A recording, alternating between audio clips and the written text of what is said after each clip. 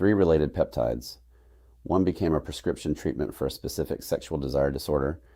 1 became an implant for a rare, brutally painful reaction to light.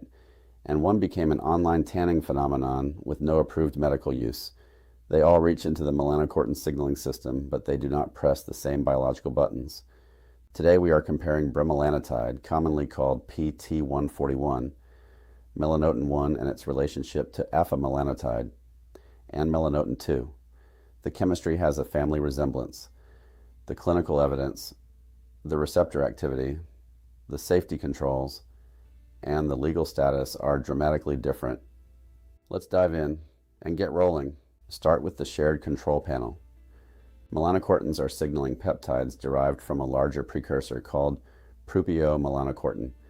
Their receptors are numbered 1 through 5, and those receptors are distributed through the skin, brain, endocrine system, immune tissues, and other organs.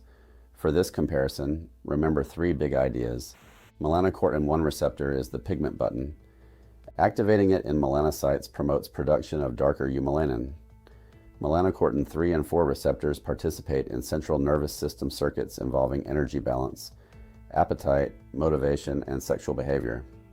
Melanocortin 4 receptor is especially important to the Bremelanotide story, and melanocortin 5 receptor is more broadly distributed in peripheral tissues, with functions that are still being mapped.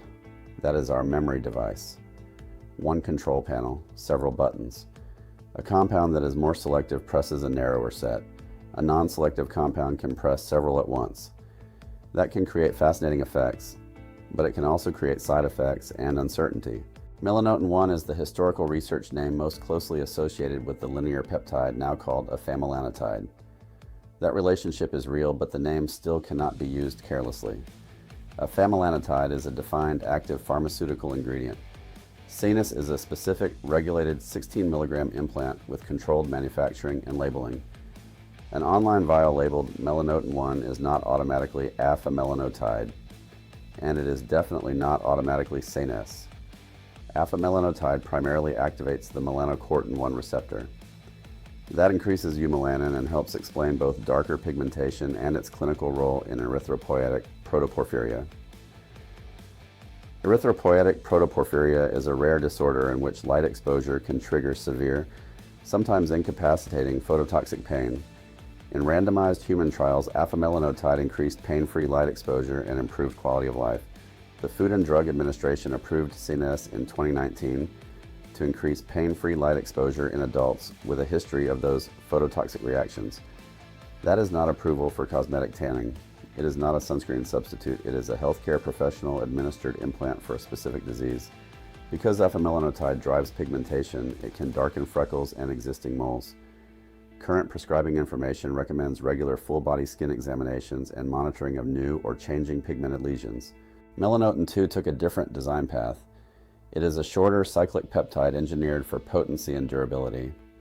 It is also relatively non-selective, activating several melanocortin receptor subtypes, rather than behaving like a clean pigment-only switch. That broader activity is why the story became so strange. In a 1996 phase 1 pilot, only 3 healthy men received Melanotan II. The peptide increased pigmentation, but nausea was reported and fatigue and sleepiness appeared at higher exposure. Researchers also noticed erections and sexual effects during the pigmentation program.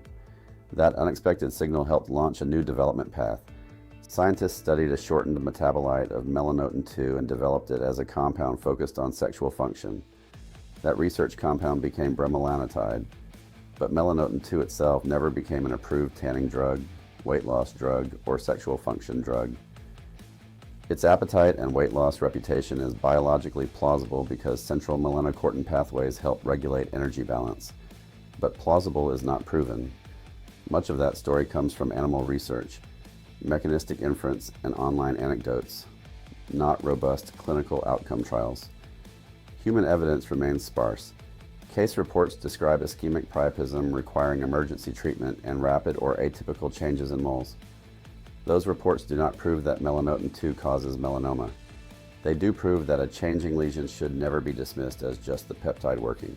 Bremelanotide preserves the cyclic core that connects it to Melanotan II, but it is a distinct defined molecule with a distinct development program. It activates several melanocortin receptors, including receptors 1, 3, 4, and 5. For sexual function, central melanocortin 4 signaling is considered especially relevant, but the complete human mechanism is not fully established. That distinction matters. Bremelanotide is not simply Melanotan II without the tanning. Pigmentation can still occur because melanocortin 1 receptor activity has not vanished. Nausea and blood pressure effects also remind us that this is not a single-button compound. The approved product is Vyleesi, a subcutaneous autoinjector.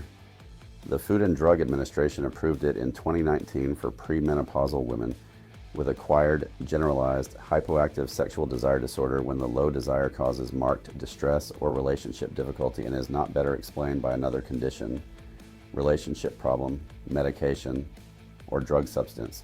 It is not approved for postmenopausal women. It is not approved for men, and it is not approved to enhance sexual performance. In the pivotal trials, Bremelanotide improved measures of sexual desire and reduced distress compared with placebo. It did not produce a statistically significant difference in the number of satisfying sexual events, a secondary endpoint. That is a nuanced result, meaningful improvement in desire and distress, not a universal on-demand performance switch. Now let's put the safety profiles side by side. With approved Bremelanotide, nausea is common and can be severe. Blood pressure can rise transiently while heart rate falls. The approved product is contraindicated in uncontrolled hypertension and known cardiovascular disease. Flushing, headache, injection site reactions, and focal hyperpigmentation can occur. Pigment changes may not completely resolve. It can also slow gastric motility and alter the absorption of some oral medicines.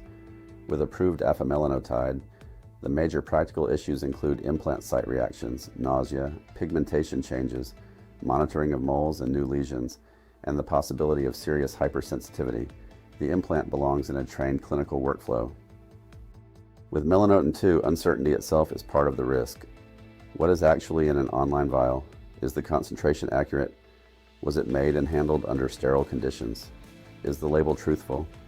Food and Drug Administration records include enforcement against unapproved Melanotan II products and import concerns involving peptide identity. Add the reported risks, nausea, fatigue, sleepiness, priapism, and changing pigmented lesions, and the phrase research chemical should not sound reassuring.